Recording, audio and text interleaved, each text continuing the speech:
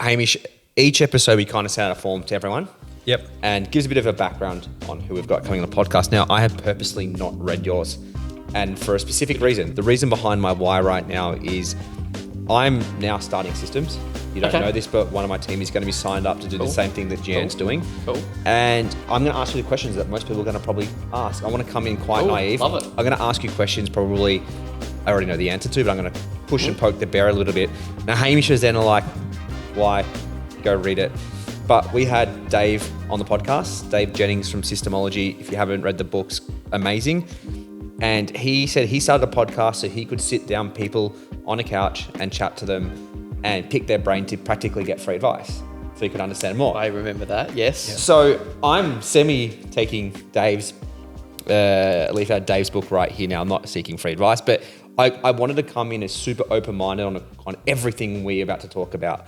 But Hamish, I actually think you're better placed right now to introduce James because you've been working with him. Yeah, so, well, firstly, we're coming from our Proclama studio, built to last studios. We're currently sitting in Jackson from Enduro Builders Display Home here in Mount Barker. And Climasure, yep. Certified passive house, first certified passive house display home in Australia.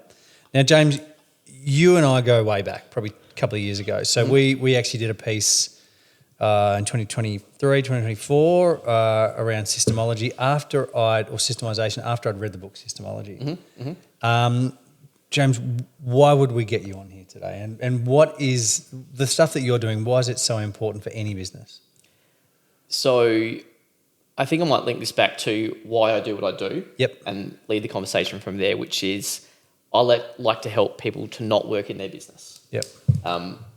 And that's the in versus the on part. Like everyone's heard the whole in versus on conversation. You don't need to sort of say that again. But for me, it's about how can you have your business as this vehicle to achieve what you want to in life.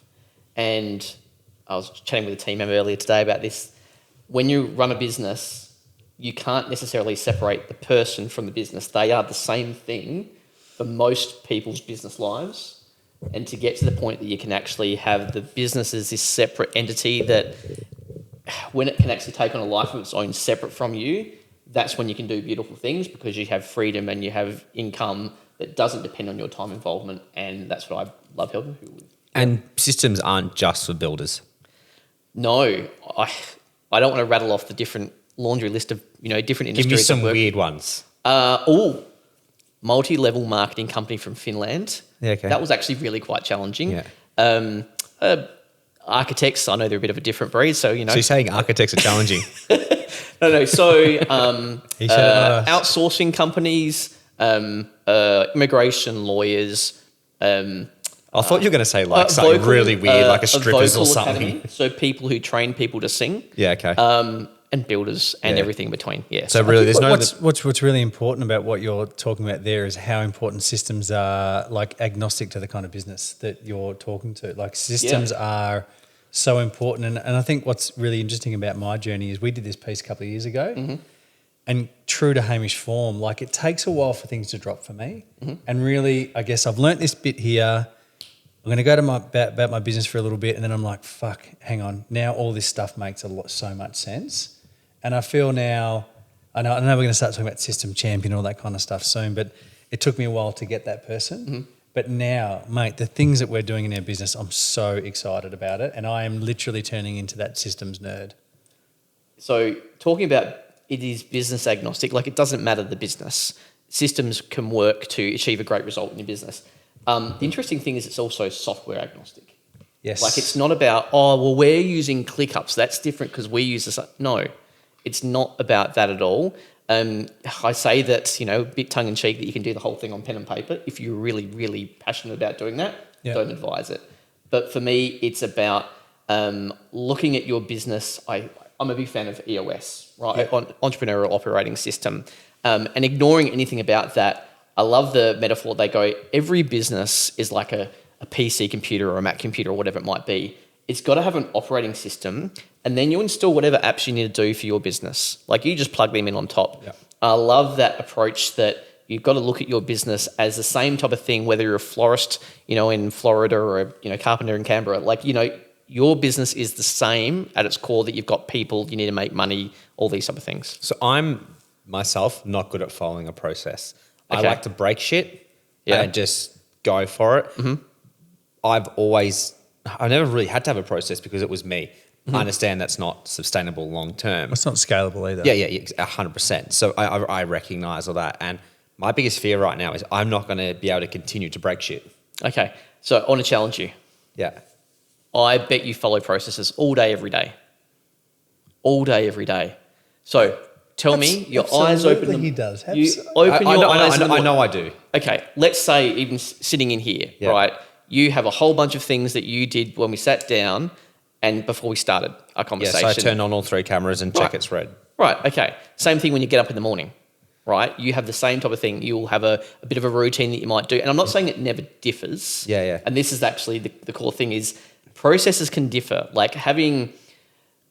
What is a system? Let's start with what is a system, right? Because that can go it's a bit of a spectrum, right? You can have a mate of mine, he was a submariner for 20 years. He builds weapons defense training, right? They build systems. I was going to say, that to me is like That's NASA shit. Right. And on the complete other end of the spectrum is a A4 page laminated with a piece of string and a whiteboard marker and tick box that you can just rub off with your hand. That is also a system. So what is a system? It's horses for courses. It's what you need it to be for that particular situation. Now, the thing that most people don't have is they don't have the systems written down. Okay. Your systems aren't written down, but you have 1,000 systems that you use in your workplace. And you And help cool. uncover them. And you help uncover them. One of the little catchphrases from Dave that I love, make the invisible visible. Yeah. And I know that goes into No. the passive house space as well. This is a lot of the stuff Yeah. that you talk about is invisible. Yeah. And you talk about systems and process, and let's also put SOP there. They're kind of all one and the same, aren't they? Yeah. Recipe, formula, instructions, Yep. So whatever you call them, it's something that that exists in your business that's done the same way often, or multiple times throughout the year. Without trying to invoke James Clear, but I'm a massive fan of Atomic Habits. Yep. It's a way that you've worked out how to solve a problem that's repeatable. Can you over-systemize something? Can you over-systemize it? Yes. If I look at my last business, right, which was a motel, when I started my journey of systemizing, I over-systemized that business. That business, when I sold it, probably had 1,200 systems, arguably too many systems. But the problem was there was too many and I built them badly. So, that's why I'm so passionate about doing it the right way, because I built monsters, absolute monsters that would break easily, were challenging if not impossible to follow. And not fluid. Yeah. And the thing is, they were built for the way I designed, like the way I had to get them out of my head. That was how I built them. There was no rhyme. There was no reason. It's like when you go and ask a team member to go systemize, you go, just sit down there and just write down what you do. If Kayla's listening right now. Right. That's me. And that's I'm involved in coaching my daughter's netball team. I am a well-wishing dad, right? When you try and systemize your business that way, you are a well-wishing boss. It's like, I'm trying to make systems, but I've got no idea how to do it. And the most important aha moment where I realized that, and for me, is I thought I had to write the system. Yeah. And that's probably the biggest moment of okay, cool. Someone else can do this. That's cool. And that's probably why I never wanted to implement systems, because I was like, I just don't have time. Yep. But after reading those books, I'm like, okay, cool. It's actually, I'm the worst person to have the system to write it. Yeah. But this is yes, you've got no time to do systemizing, and there's massive benefits to not you being the person that makes them as well. But think about all the things in business that you don't have time for, right? There is a massive list of all the things I should be doing more. I should be doing some PR for my business, and I should be doing that. And we really need to polish it. That's what business is about, right? Yeah. And this is a really leveraged thing, a leveraged asset that you can create. It's interesting you brought up the EOS stuff before, because, in my mind, because we're currently going through a whole EOS implementation thing as well. I don't like doing just one thing at a time. But we've actually got someone working in the business for 2 or 3 hours a week at the moment, which has been really good. Whether it's EOS, whether it's systemology, or whether it's something else, I don't know what it is. Whether it's the I'm starting to really go deep in the 12-week year. Yeah. Okay. So whatever it is, all of this sets up a framework for your business. Yeah. And what I'm realizing now is how important and how powerful that is, because everything in your business just becomes predictable. And when things are predictable in your business, it actually frees you up because you're not thinking, oh shit, what's next? What next? You're just like, where are we in that particular process? It creates where discipline. Are we over there? And for people like me and you, probably like shiny new toys to play with.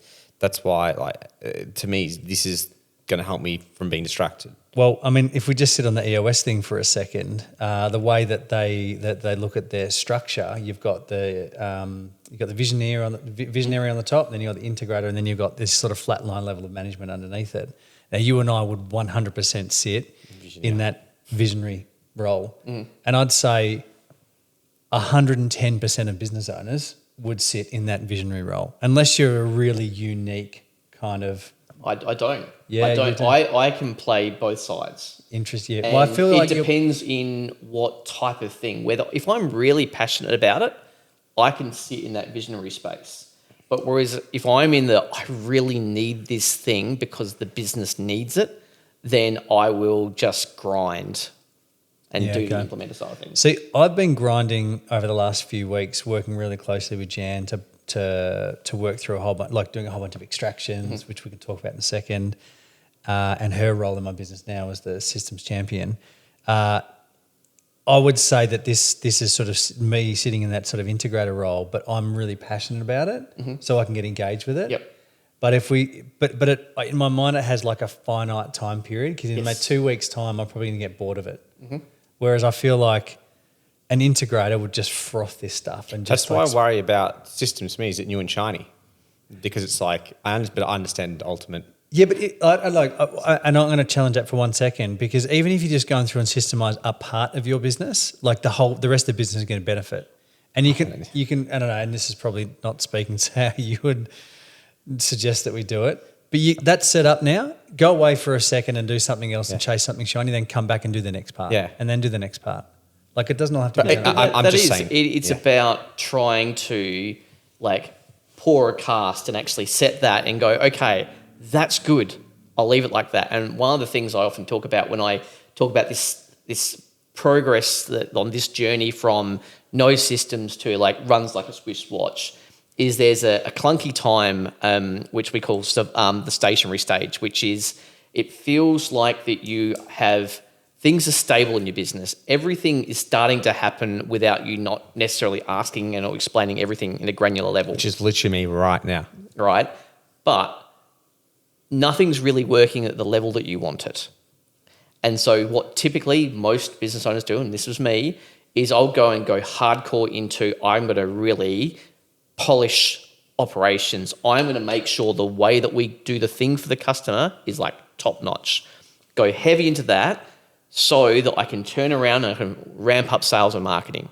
Right? I've got to get that thing working well before I invest in actually starting to bring more people into the business. And you turn around and start working on sales and marketing after focusing on the operations, the delivery side of things, and you go, hang on, I look back after 3 or 4 months and everything's the same way it used to be. Everything's just reverted back. And you got people and go, hang on, we agreed, we all sat down, I was in the room, it was a Tuesday, it was 4 p.m, and we agreed that we were going to do this, and 3 or 4 months later, it's like,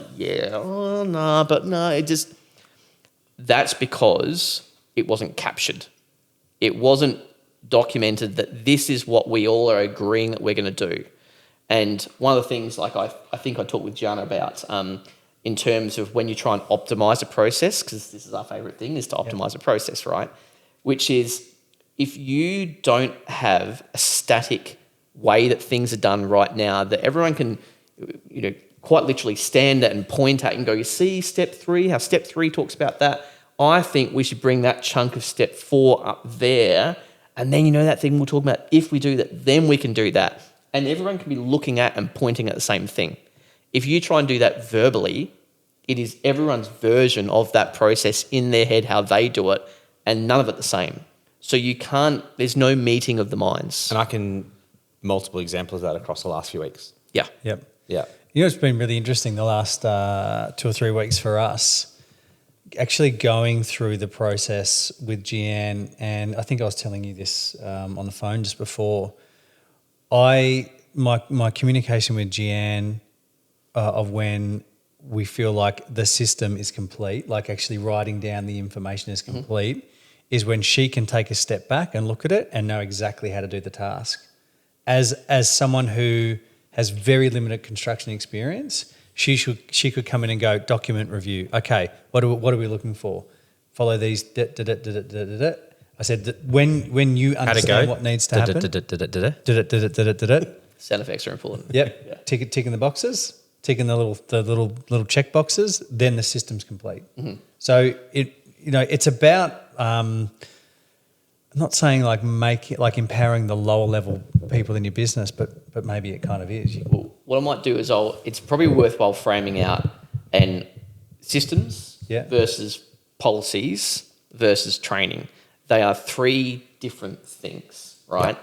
And most businesses will and when we talk about what are the businesses that are really going to benefit from systems is those businesses that are established. They've got their way of doing things. They haven't been around for 5 minutes. They know how they do. They know what their formula is, right? It's not written down, but they know what it is. So a system for me, if you had to start your business tomorrow, you don't start the system tomorrow too. No, you'll just make stuff up until you can work out what works. And until you've made enough mistakes that you go, whoa, we are never going to do that again. We're going to do this. And you find you build your formula through multiple iterations. Like, do not start systemizing until you actually know how to give a good thing to a customer, right? So, but the system is the day-to-day of how we create that result, generally, right?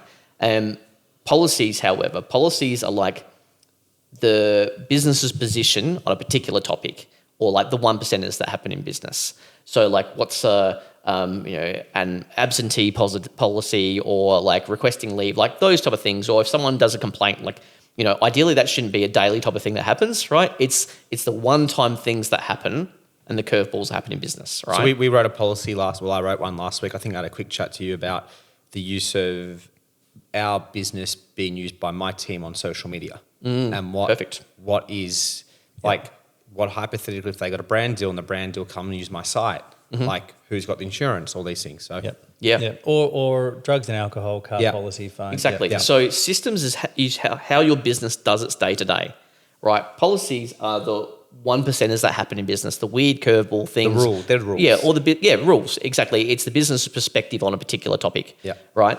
And then there's training, and that goes back to what you're talking about with Gian, which is taking people from a lower level of skill to a higher level of skill, right? So workflows, the systems, they can do that in part, but they are never going to replace training.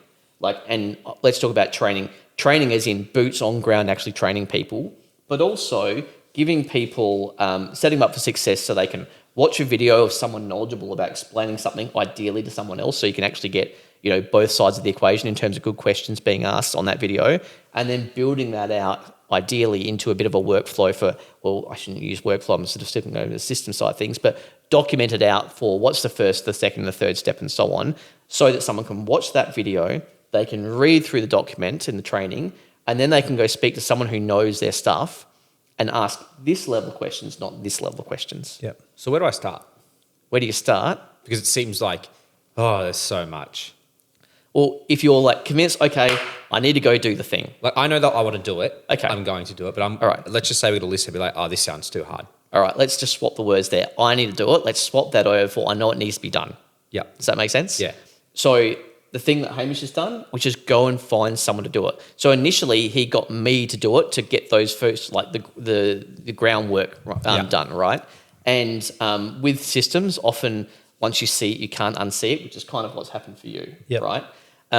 Once you go, I need to get this thing done, the next best decision is decide who to do it. So I've got that right now. Because it shouldn't be you, right? Yeah, I've got someone to do that. Okay, so what I'll also put to you, and I've already been through this with you, is the person that you likely think it should be is very likely not the person it should be. Let me explain. Right. So we talk about this like it's a systems champion, right? A person who can do the grunt work of building the systems in the business, right? Now, typically, that systems champion, every time we talk about they need to have great attention to detail, they need to be sort of a bit of a self-starter, they need to like knowing the why behind things, they make their own checklists. You go, yeah, that's the person. And then go, not your right-hand person or not a person in leadership. Yeah. And then you go, oh. So that person would not fit in that bill. Okay. So they're very process-driven. Great. And when they read the book, they're like, oh my God, this is what we need. Perfect. Yeah. I know another person Matt's talking about. And I would say, just from my limited experiences, that she's the perfect person for it. Yeah, I haven't gone to the person with 10, 15 years experience. So she's only been with me 2-3 years. Yep. Come from a diploma of construction. So still a lot to learn, like very, very raw. Yeah. So there's generally 4 things I say that like you need for a systems champion.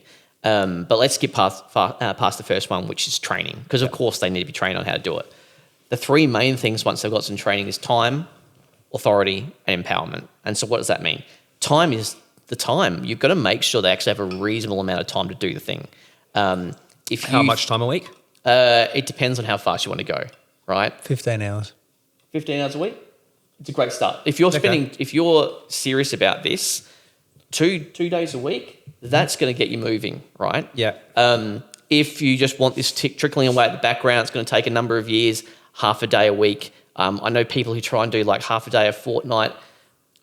If we step back from actually how much like the time, authority, empowerment discussion and go push that whole building the systems aside, the other part of the equation that cannot be ignored is how do we get the team to follow them, right? I'm sure that's a topic for another time, but how to get the people to follow them. One of the really important things you need to do is you need to get people on board with this is actually what we're doing here. So this is, to me, that's the easiest. Like you have no choice. Having said that, I'm the biggest roadblock. But, okay. But like to me, it's like you're like we're doing this. You've got no choice. Okay. Let me know how that goes for you. I know. Okay? I know. Like I know. So I've actually got one worker who will definitely be like sick. But and like then the rest of just echo for the rest of them. So in terms of just bring it back to there's the systems champion side of things, but we also need to make sure that the team want to follow it, right? Yeah. And we need to, one of the things we talk about is how do we produce the evidence? How do we create the evidence that the team see that we are actually becoming a systemized business? Because you're not going to be for a while, right? Even after 6 months of them working away at it, there's going to be chunks that are systemized, but you're very much on the journey, right? And so how do we get the team to appreciate that this is actually the direction we're going? And we talk about building evidence, right? While I've never been a fish in an aquarium type of person, I've heard that, when a fish is sick, you actually change the water. And this is the type of thing we want to change the environment surrounding the team to make sure they can start to go, oh, I see this. Now, back onto the topic of the systems champion, if someone was doing it 2 or 3 hours a week, do you feel like that shows the team that we're serious about it? No, and that's me right now. Exactly, right?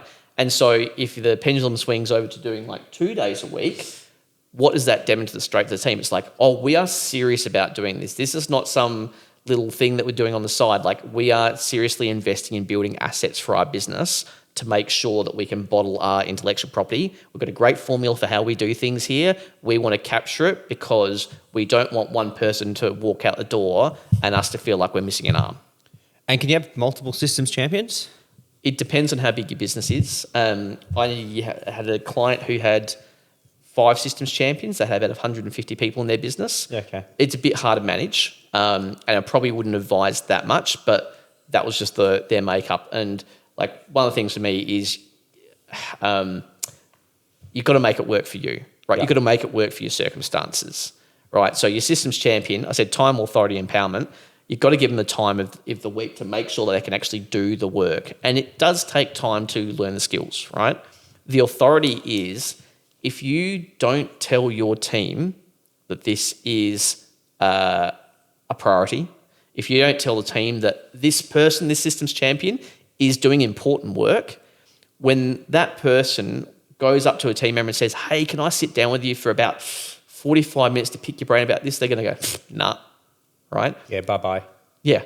So I'm busy. I've got stuff to do. Do you not see I'm busy? I've got stuff to... That doesn't work, right? So you have to give them the authority such that when someone comes and speaks to you, it's coming from me, that we, the business, needs you. I need you to sit down and chat with our systems champion for them to pick your brain. And the last one's the empowerment. If you think about Gian, right, she is absolutely empowered by you, that she appreciates the value to the business about her doing this job well. I just had a great chat with my marketing assistant a couple of days ago. There's a big project we're working on, and I'm like, by you doing this will bring in, when it works well, like 6 figures into the business over a number of years. Like, you can leave legacy impact. Like, I'm a big fan of you train people up for their next job, right? No one's going to work for you for the rest of their life. And I'm like, you can take away that legacy. You can go tell your next boss that you did this project that achieved this result. Think about what that is for a systems champion. If you can build them up and say, you will transform this business if you do your job well, that puffs up their chest and it really helps them do great work. It's really interesting you said that. I had a meeting with Robert and Jan, both my VAs. One's an estimator, one's just my systems champion, who does a bunch of other stuff for me. I remember looking at both of them on the screen last Friday and telling them exactly that. I go, the work that you're doing right now will transform our business. And you could just tell, even just through the screen, like how proud they were that they're part of this process. So it is like the empowerment thing is incredible, like absolutely incredible, and really essential for the success of this. Yeah, and I reckon Kayla would definitely. Yeah, and for me, I think she's super pumped because she also has to deal with me, who can be quite chaotic. So having some form of a system to hold me accountable is going to be quite fun for her. James, I'm going to ask you a question. Why do I need any of this when I've got AI? That's the best question to ask right now. Yeah. Okay. I love people that know how AI works, in terms of they become great referral partners for me, because when they say, so what are you doing? I get, the business out of people's heads and then get it to pixels on a screen. Yeah. And they're like, so you get all the process and policies. It goes, oh my gosh, I need you in my life, because AI can't do anything without data. Right? You have to have data for AI to go and learn. You think about large language models. Yeah. I mean, it's in the name, right? You have to have the data, the documentation, the way your business works, such that you can actually have AI understand. Because if you think in the early days when people are using AI, they go, oh, it's actually pretty crap. It doesn't really do a good job. I asked it to write me an email. It was all right. But it's yeah, you wrote one sentence. Write me an email. Yeah, about what? Write me an email. Exactly, right? And so some of the prompts that we use, when we do documentation, it's part of what we do, so it's a high standard output. And we put, a few thousand words in for the prompting, let alone megs and megs of knowledge base to get it to do a process, get it to write a process, right? If you put a transcript into AI and then say, write me a process, you'll get that one-line equivalence in terms of the quality. So why do you need it with AI? To train the AI so it has context, because context is everything, right? So it's one of the really interesting things that I'm seeing now, because I've been on SystemHUB, which is a product by Systemology, which is where all our systems sit. Well, they will sit once we've finished them. But Gianne's actually using the inbred Process Pal. The Process Pal in SystemHUB to write a system. It was really interesting the other day. I had 3 or 4 extractions booked out with her, and they're about an hour and a bit apart throughout the day because I had other meetings.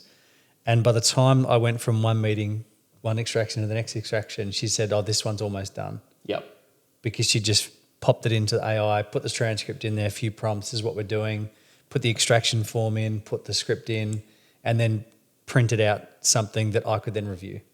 Yeah. Just like that. It's what would have taken her hours before is now boom. You actually said the word when we are finished. Do you finish them? No.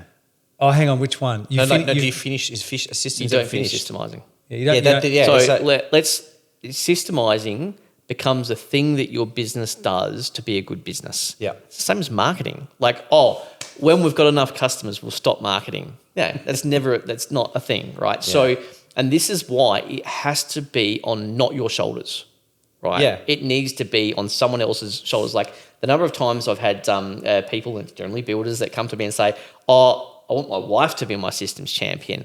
Let's say it wasn't even being a systems champion. I wanted to help out with the admin side of things, not like being a CA or anything like that. I just want her to sort of be able to keep track on this, that, because we're protective of the money in, money out. We had a lot of discussions about money in, money out, and like controlling the finances and things like that. And the first question I ask is, hey, when you go on holidays, do you want your wife to come with you? And they're like, yeah, it's kind of like the point. It's like, well, why would you have, your significant other as a component of your business? Like, they are a cog in the business. They're being a systems champion. If they're doing admin-y type of stuff, they are a cog in your business that you can't remove when you go on holiday. You want your business to run there without you being there. And by you, it's like your family. Yeah, I know there's a lot of people that have their partners involved in the business. It was like one of my big no-nos. Yep. I just think that like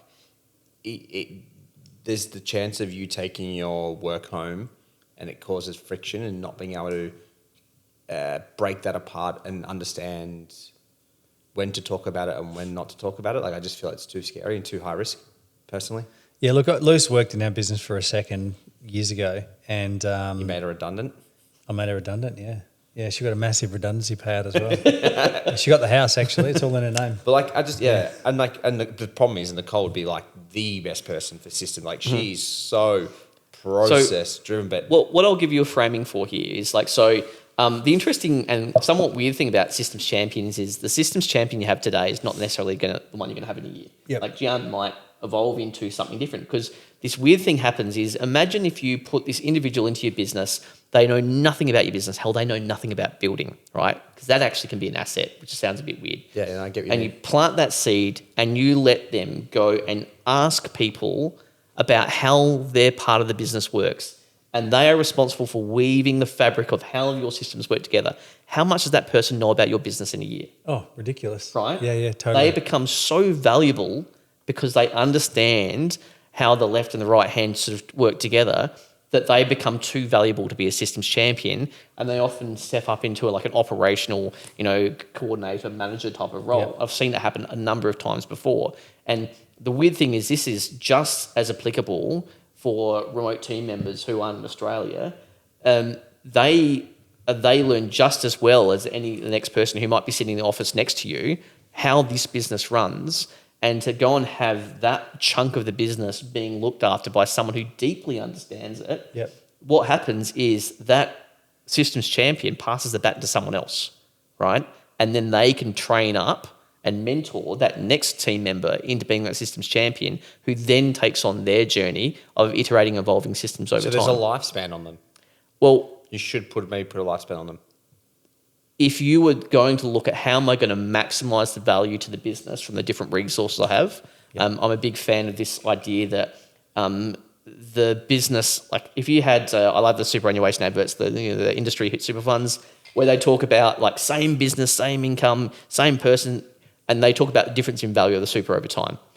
It's the same thing with business. If you've got two building companies, they've both got 8 team members, they've both got a PM and a CA and the site supervisors and blah, blah, blah. Those who allocate the resources best win. Look at Jackson. I mean, you that's like Jackson from Enduro Builders. So we had a chat. We went out for dinner with him last night, and he does a bunch of homes a year. And he said he met one of his clients for the first time halfway through the build. And he was only there because he was filming something for social media. Yep. Yep.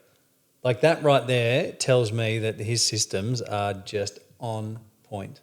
And that's what you can do with a systemised business. Like, yeah, I mean, I really admire what he's doing and how he systemised business. Luke Davies is another one. Like how he's dialed in his business is incredible. Yeah. So what part of the business do you start systems on?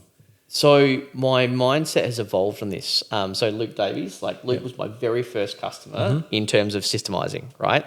I'd been doing other sort of business coaching things before then, but I had started working with Luke at the very beginning of my journey, and we started on the critical client flow, which is, in a nutshell, how does your business make money? What's the main way that your business makes money? Phone call through to delivery. Yeah. How do you find the customer? Like, how do you do your marketing? How to handle inquiries? What's your sales process? Is it 3 steps? Is it 29 steps? Whatever it might be, we get you to condense it down, because we do start with overview processes first, because if you try and do every little nut and bolt, it's going to take you forever and you don't see a tangible result. Then how do you do, finance, onboarding? How do you build the actual house? But again, we did a mega 2-hour extraction on how to build a house. It's weird to see an A4 sheet in front of you, which is, this is how my business makes money. And the tiny little box that has build on it is where all the actual work is being done by the team. And it seems like madness. From a builder's point of view, I would say that systemizing the actual construction part of it is less important than working out how you're getting inquiries, how you're doing your marketing, how you're running your pre-construction, because that's where the success becomes. The build should just be the boring part. Like think the about, easiest one too. Yeah, well, because you're engaging professional people, Yeah. to do And you their can work job. on their systems But later. this is very counterintuitive, and building businesses, much like other businesses, everyone sees that most of the fires are coming from the thing that we're doing for the customer.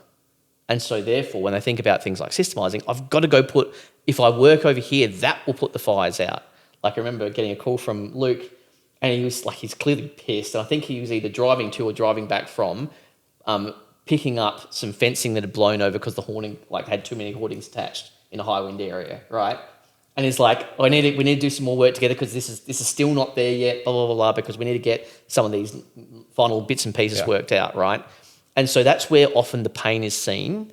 But this is where what Dave Jenner's built in terms of this simplistic critical client flow is brilliant, because if you look at where the business owner time is spent, it's all the top parts. It's like the marketing, the inquiries, the sales. Yes, you may not handle every single inquiry, but generally they will get through to you and you'll be the face of the company and all these bits and pieces.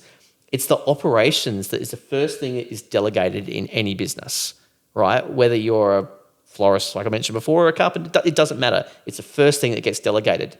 So how do you free your time up? It's all those parts above.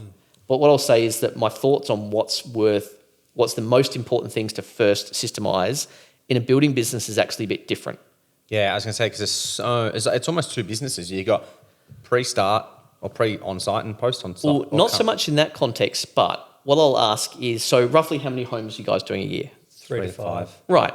So if we were to go, and we won't get granular on how many people do you attract and how many people do you convert, we won't go into those numbers.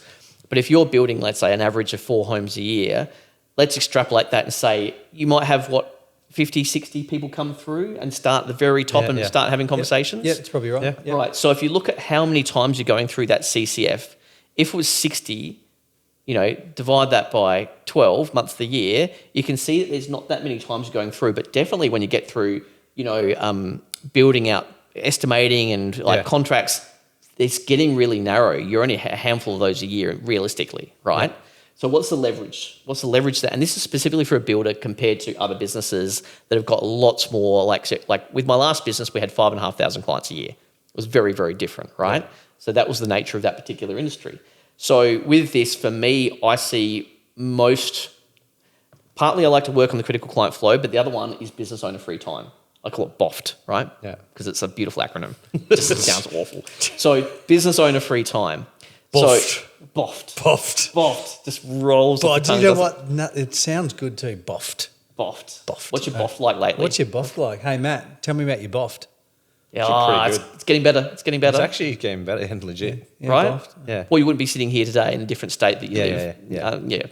So business owner free time, going and working out how do we solve that equation, because when we look at how many cycles you go through the critical client flow in the building industry, it's not a black and white equation that the CCF is the main thing to focus on. Working out where is the business owner, where's the builder spending most of their time, that cannot be ignored. But there's 3 things I focus on: getting a systems champion, the business trained up, critical client flow, and freeing up the business owner's time. Those are three separate challenges that we approach. But what if head I on. love doing certain tasks in my business? I actually want to do certain Great. tasks. Yeah. Great. More power to you. And the thing is, this is not to help people create a business that completely runs without them and they just start going off and like twiddling their thumbs. Like, oh crap. I kind of liked being a builder. I kind of like speaking to clients, or I kind of like doing this, or I kind of like mentoring the team. It's choice. I get to choose what I want to do. Freedom of choice. Yeah. Right? If that freedom of choice is for you to be able to go pick your kids up from school because that's what you want to do with time, cool. Yeah. If it's because you really want to go and build a cool training program to mentor young people coming up through the industry, or go on industry, focus on bettering your industry, which is obviously what you're doing. Yeah. Like that's what you do with your free time. It's about getting that choice back rather than, the thing is the business owner is generally the one that has to suck it up and do all the shitty jobs. Would you say that actually mapping out the critical client flow is still an important step though? Mapping it out is day zero type of stuff. So from the moment a client calls until how they... Yeah, just literally mapping it out. I'll show you one that we've which done. I think I've got somewhere because I try and improve it all the time. Because I reckon, and what is music to my ears, and it probably sort of sings to some of the conversation I've had with you over the last couple of years, is that I'm like, I think we should be doing it a little bit differently. I think we should be doing it a little bit differently. And you're like, nah, CCF. So I understand the importance of the CCF, but I also intimately understand the little nuances of the building industry. So I know in the Systems Champion Academy at the moment, there's a big focus on mapping out the CCF, and we've chosen to do something slightly different. We've isolated a section of my business that we're systemising, which I feel is going to have the biggest impact, and that is our pre-construction process. Because I think the quicker we move through pre-construction, the more success we're going to see on site. Yep. And the more that's predictable through the pre-construction process, the more successful and more profitable we'll be on site. So we've chosen to map out our CCF, but then zone in on pre-construction. The context is we already mapped out your Correct. CCF. Correct. And That's we already, what I'm saying. so that's what so you're that extra step further. So Yes. just to build out what does the journey look like, right? Ignoring the things like getting a systems champion. You first get your critical client flow, right? That is sort of one of the most important frameworks. And then that is part of what we call minimum viable systems. Yep. Which is, if you think about minimum viable product, like what's the most basic version of this widget that we can sell that does the thing for the customer. It's the same thing with systems. Like what's the least amount of systems that we can get away with that still keeps our business functioning and viable, all right? And we talk, it's like, we say the rule of 42, which is about, you've got about 6 departments in your business and there's about 7 minimum viable systems a year. And that's just the starting ground, okay? And so while I think my current business, I haven't done a count lately, it probably has about 800 or 900 processes in it because that's what I do for a living. So of course it does, right? Are you your systems champion? No. And this is different because if you imagine getting hired by me who does systemising for a living, I only work with people who are systems people, right? And so therefore I only recruit into my business people that way inclined. What if even my marketing person who's like a bit of a graphic designer background, she still is good with systems. Yeah, but like, is it sometimes good to have the opposite to challenge something, like in a sense of like, why are we doing this? Or like, is that healthy sometimes to have someone that's not systems orientated? So I'll put it this way. It's if you had the choice between 2 identical team members, one liked following systems and one didn't, which would you pick? Yeah, the one that likes, yeah. Right. Yeah. And so is there a valid perspective from someone who doesn't like to follow systems? I would say you could say the same thing from 2 different individuals because everyone's got to have their life experiences they can bring in to give a perspective. The fact that one happens to be systems minded, the other one doesn't, I don't think sort of plays into it. So what if you had someone that was like 10 out of 10 on marketing, but maybe 6 out of 10 with systems, but someone was a 6 out of 10 in marketing, but a 10 and 10 in systems? I don't know how to do the math of that equation right now. Put it this way, because you can't just pass judgment on those 2 single metrics about the value of the team member. So it's an impossible question to answer, right? So the thing is, who's the best fit for the business, what the business needs right now? Like if you're here and you're trying to get to here and the next step's here, what's the most next appropriate step for you, and it might be the 10 out of 10 for marketing, the 6 out of 10 for systems. It doesn't really play into it too much. I can't think what else. I'm actually really excited. So for transparency, I'm actually really pumped for this because I know it's work with you. I can see it's work with multiple other builders. It's working with us, and it's a work in progress. It's going to form some form of structure to me, so it holds me accountable. So for me, that's why I'm really pumped about it. I also think I do want to do other things, so it's going to give me the freedom to choose. But I still want to work in the business. Like I actually am probably different. I don't want to go, don't want to know what my business does. I actually want to actively do certain tasks because I actually enjoy it. So one of the ways that I recommend people think about how they want to be working and engaging with the company in the future is that business owners who have the business running without them, like hand on heart running without them, that can pick and choose if, when and how much they work, that they should be focusing on projects. Yes. Right, projects relating to the business. And that's probably what I want to do. Yeah. And so what we talk about is in terms of like all these different evolutions of as you go along your systemizing journey, where the business owner should ideally get to at the end game is the master systems architect, because no one knows the business like the business owner does. Whether you've had it for 5 years or 25 years, you've been there through thick and thin. You know the nuance that people who started 10, 15 years later have no idea about how hard it used to be. Yeah. Like I loved when I was recruiting people in my last business and we had this, software that was beautiful. Everything was automated up to its eyeballs with Zapier. Like that was great. But people who started in the latter part of the era of my business had no idea how hard it was and how much work we had to put in and didn't have a real appreciation for how easy we had it. You as the business owner do. Right. It's like when I used to dig holes on site. Yeah. Right. Yeah. And so you know better than anyone else what the business needs in terms of the next step, in terms of how do we iterate and how do we evolve this thing over here. As you go through with things like, I talk about this optimization curve in terms of when do you start optimizing your business, because the counterintuitive thing is you systemize before you optimize, even though every fiber of your being wants to optimize, right, Hamish? Yep. Right. Yep. Yeah. Is that you get far more leverage from making it repeatable than you do making it world-class, right? Yep.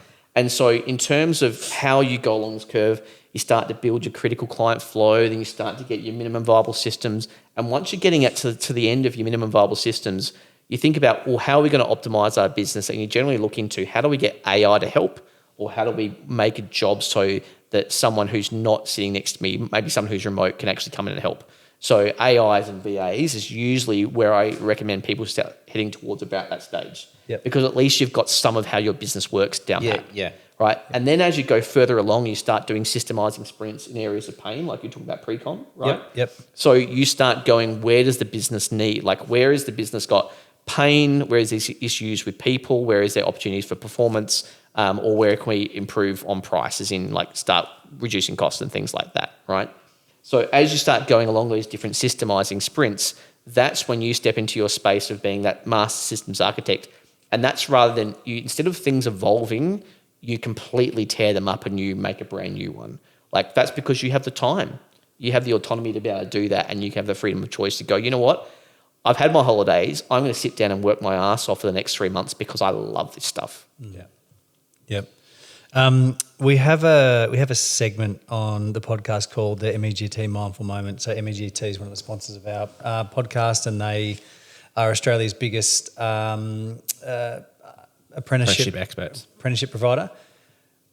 My mindful moment for any apprentice listening to this right now is go and do yourself a favour. Go and buy the book Systemology. It is a really easy read. And I've listened to it 3 times and I've read it twice. And there's also a book called Systems Champion. Now, interestingly, talking to Dave Jennings a few months ago, he started to think about maybe the best person or maybe a good person to be a systems champion is an apprentice. Yep. Is if you think about it, they're green and they're learning. And what better way for them to learn your business and make them valuable is to get them as a systems champion. Now, you before asking how many system champions you can have. So this is, I was thinking one on site, one off site. Maybe you can have one on site, maybe you can have one off site. Now, I'm just throwing some words out here to maybe just to think about, but read the book Systemology and just start thinking about things that you do in your life now that you do on autopilot.